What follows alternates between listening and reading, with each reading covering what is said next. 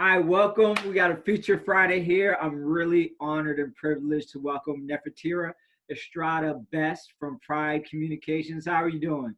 Hey Neil, I'm good. Thanks for having me. I'm doing good this morning. You're giving my JCSU name out, man. Everybody knows me Oh, by Cornelius. is that a secret? I didn't know. No worries, no worries. Cornelius. Yeah. Absolutely. So give us, introduce yourself. Tell us a little bit about yourself, where you're from, what do you do? Absolutely. So, as you said, Neil, my name is Nepherterra Estrada Best. That is a mouthful. So friends call me Neff. I am a proud graduate of Johnson C. Smith University's class of 1999. It You're feels too like early. yesterday, but it wasn't yesterday. It was a long, it was a long time ago. And I was a communication arts major at JCSU. Today, I am the owner of a full-service public relations firm based here in Charlotte, North Carolina. We represent a variety of clients in the government, corporate, and nonprofit sectors. So I'm happy to say that I'm actually using the degree that I got from JCSU. You're one of the few. I remember y'all Right. communications majors running around, man. Y'all used to hustle, boy. They always said it. So tell us a little bit about, so you've got a unique situation where you got Pride Communications and you're working with Pride Magazine down there. Tell us a little bit about that. Yeah, well, let me explain it. So when I was a student at Johnson C. Smith, my senior year, I interned for a magazine called Pride Magazine. Okay. And so Professor Cassandra Wynn, who I love and adore and still talk to this day, in JCSU's communications department at that time, she positioned me to get this internship. At that time, the magazine was owned by the Charlotte Observer. So I would go to the Charlotte Observer, Charlotte's daily newspaper, every day and do my internship. At that time, I was interning for a woman named Dee Dixon, who was the magazine's publisher. Okay. So long story short, Dee Dixon ended up buying the magazine from the Observer in 2001. After I graduated, I moved back to Milwaukee, where I'm originally from, and ended up starting a PR firm there. Long story short, when I moved back to Charlotte in 2008, it was an opportunity, and Dee and I had always kept in touch. And since she had bought the magazine and I was doing PR, we always said we wanted to work back together, but just couldn't figure that out. So, and I wanted to get back to Charlotte because it's cold in Milwaukee, Neil. So we're trying to find a way. Long story short, in 2008, I moved back to Charlotte, and Dee and I partnered up, and we launched a company called Pride Public Relations. So Dee owns the magazine still, and I am the co-founder of the public relations division. So she and I work together on that, strictly on the PR side, doing PR work for our clients in that specific division. So it's kind of neat because we have the magazine and we have a PR agency. So that is a very unique model, actually. Absolutely. And I tell you, I'm honored and privileged that you did take on this endeavor because more now than anything, we need to control kind of the narrative in many certain aspects. And I remember Pride Magazine when I was down there, you guys produced, Oh, good. yeah, you guys produced some phenomenal content. So, I mean, I remember the communications industry was notoriously hard and you've done tremendously well actually sticking in that field and excelling. Tell us some of the pitfalls that you've gone through. What has that been like? Some of the challenges you've had to overcome to get to this incredible point now in your career? Oh, well, thank you, Neil. Well, I would say that after I graduated from Johnson C. Smith, there were a lot of my friends and classmates were going to work at Bank of America. I think it was Nations Bank back then, and some of the banks. We're dating ourselves, and you're right. I remember those days. And I couldn't get a job, so I was applying. Back in that time, you were literally like printing out your resume, putting it in an envelope and like stamping it and mailing it places. And I wasn't able to get a job in Charlotte. So I decided it was best to move back home to Milwaukee, where I would have the support of my family and still be able to look for that first job after college. Long story short, I ended up getting a job at a daily newspaper there. So it was a suburban daily newspaper, but that's really what I wanted to do when I was at Johnson C. Smith. I thought that I just wanted to be a newspaper reporter. And so it's funny how life is. I never wanted to be in PR when I was at Smith. I would tell my professors, PR is the dark side. I don't want to do it. Even though I still took my PR classes and did fairly well, it just wasn't really on my radar. So it's funny to look back at that now. So to answer your question, I would say some of the challenges were definitely finding mentors in my industry. I ended up working at a newspaper, as I mentioned, and then I worked at 2 other independently owned public relations agencies. And agency life is interesting, I can say. It's not very diverse all the time. So the second firm I worked at had 2 amazing African-American women who really took me under their wing and kind of showed me the ropes and just taught me so much and really poured into me. So I think for me in my career, that was a game changer. Once I found mentorship and more seasoned individuals who had more experience than me that saw something in me and were willing to invest and really spend time helping me to excel my career, that's really what changed. So I will say that initially I didn't have that and I was kind of fluttering all around trying to find my way. And that was a challenge. And I encourage young people and even seasoned individuals as well to seek out mentorship because it can really make a huge difference. Okay, great. That's phenomenal. I think mentors, you and I both struggled in that department early. I struggled to find the right mentor, things of that sort. Hopefully that's something we're going to be correcting kind of going forward with the Professional Alumni Network. Now, fast forward to today, established business. I've seen your work doing pretty well, incredible things. What type of clients are you working with now?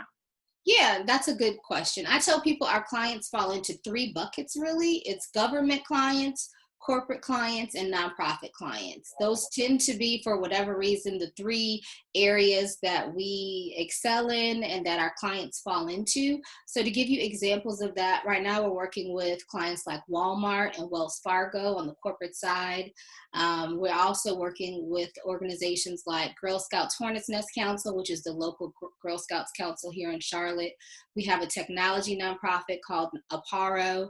We're also doing some work with INLIVIAN, which is the former Charlotte Housing Authority, as well as the City of Charlotte and Charlotte Water. So those are some of our clients. And we actually work with small businesses too, not as much, but it is a soft spot for us. We are a small business. We're a Black woman-owned business. So obviously anything we can do to help other small businesses, we get excited about.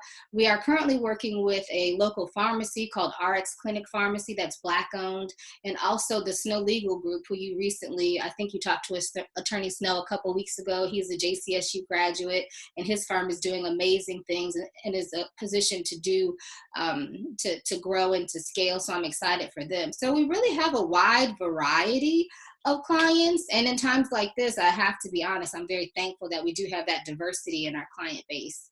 Good, good. Well, I'm an advocate for people thinking big. And so I know we have a lot of alum who own small businesses. What are kind of the benefits? Because I would like for them to reach out to you no matter what, even if you don't hire, to have that conversation, because I think you bring a professional touch that they can benefit from. What are the benefits of somebody reaching out to you, a small business, on why to engage with a PR specialist like yourself? Well, that's a good question. And I think depending on where you are with your small business, hiring a PR firm or even a freelancer that does PR may or may not be necessary. So I'm not one of those people that's like, get a PR firm right away. I think at the end of the day, public relations is storytelling. And that's what I tell people when they say, well, what do you do? At the end of the day, we tell stories. And what we find is that businesses, large and small, are not often great at telling their own story, right? And so we come in and we help them be intentional and be strategic in how they tell their story so that they can connect with their audience on an authentic level, and so that hopefully they can continue to grow and scale their businesses. So for a small business, it's no different. It's if you hire a PR firm, the first thing is finding the right PR firm, right? Just like anything in life, it's all about the fit. And so if you find the right firm that really understands your business and can really tell your story in a meaningful way, in a perfect world, that will result in media coverage, that will result in additional website traffic, that will result in growth and additional leads for your business. So it really is taking an organization's story and packaging it up in a way that can connect with their target audience.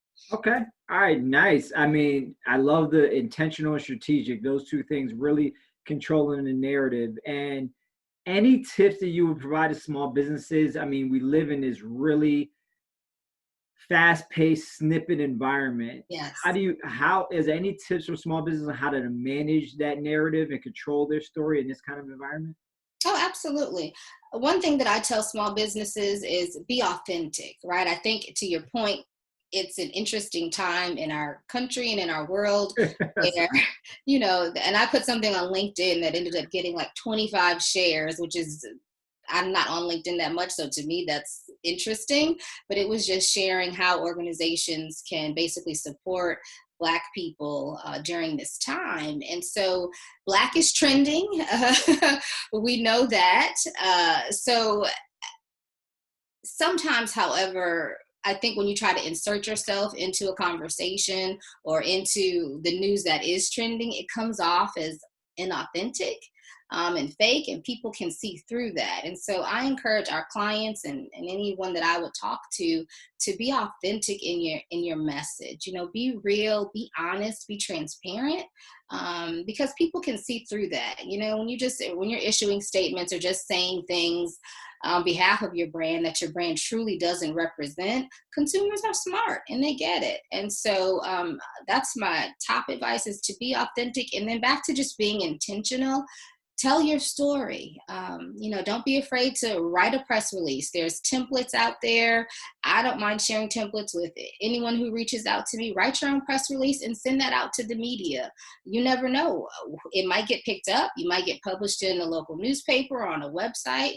The television stations might call you for an interview, but if they don't know you're out there, that definitely won't happen, right? So I think that the first step is always just getting over that fear and pushing your content out there, and seeing what happens. So I think that a lot of times for small business owners, we're so close to the work, we're so busy getting stuff done that we don't realize that we're doing things that are amazing. And sometimes it helps to have someone objective come in and say, oh my gosh, Cornelius, you're doing this and that in your real estate business. That's a story. Let's try to get you on the morning shows. Let's try to get you in the daily newspaper. There are opportunities there, but you're so busy making sure the business can run that you're not looking like that, right? So, and I'm the same way. So I'm so busy telling my client's story that sometimes I forget to tell my own business story. And so shame on me for that. But that's just the life of a small business owner, because we're doing so many things. So I do think that if you have a little bit of time and you think you have something that's newsworthy or that might be of interest to the media, go ahead, put that press release together. You can get on the websites or have an intern pull a media list for you. If you're in Charlotte, I don't mind sharing my media list. It has all of the multicultural media, all the mainstream media, and send it out. Give it a shot. It can't hurt, that's for sure.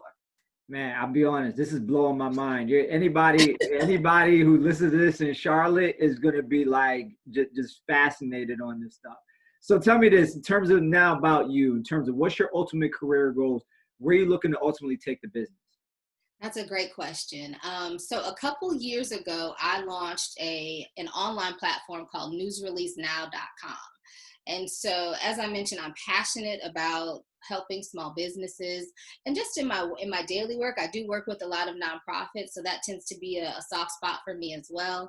I would love to, grow the business. I don't think it's going to be, a 100-person team, but I would love to grow the business to a place where I could just do business development and not have to do the work. I haven't figured that magic formula out yet because my business is such a relationship business. Sometimes, relationships can be tricky and not always as transferable as we would like them to be. But I would love to get to a place where I can, have a team in place that I know can get the work done. I would love to just go pitch accounts and bring it back to the team and say, hey, Yeah. You guys got it from here. And be able to focus on this website that I launched, because I have not had any time to do anything with it. But the idea behind newsreleasenow.com is that small business owners and nonprofits can go to this website. They can upload their press release for a very small cost, and the site basically allows you to select where you want it to go. Right now we're serving 4 markets: Charlotte, Greenville, South Carolina, Milwaukee, and Atlanta.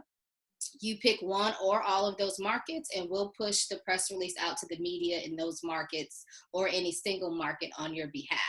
And then we also have an additional level where if you need some more assistance, we can write the press release for you. We can follow up with the media to pitch the story. So, I mean, in my perfect world, I see myself really working on that and building that. It's an online platform, and it's really focusing on hyper local media, which is kind of a big deal right now. So I would love to get to that point, but right now it's just kind of a passion project that's sitting there. But I do see myself kind of getting to that point where I can pivot and kind of shift and focus my energy on that. I would love to truly just help small businesses and help nonprofits tell their stories.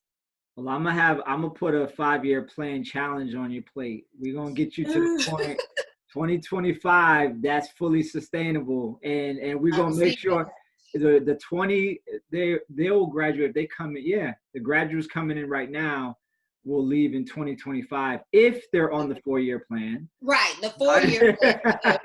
If they're on that, and you may be able to hire a couple of them. In the meantime, you may be able to talk some of those professors and get a couple of those kids on the projects, because they think outside of the box. That's a good idea. Yes, they need that, because I know I interned with local people in Charlotte when I was down there. So that's something we offline. We could brainstorm that to get you to. I would love that. We should definitely. I love the ideas. So just final thing, you're going to have a bunch of gentlemen as well as ladies who are looking at you. They look at us as old heads now. So we got kids and we got all kind of other crazy stuff. So they're looking at us and like, man, how do we get to this place? What advice would you give to the young alumni who are following up in your footsteps, especially since you are a mother?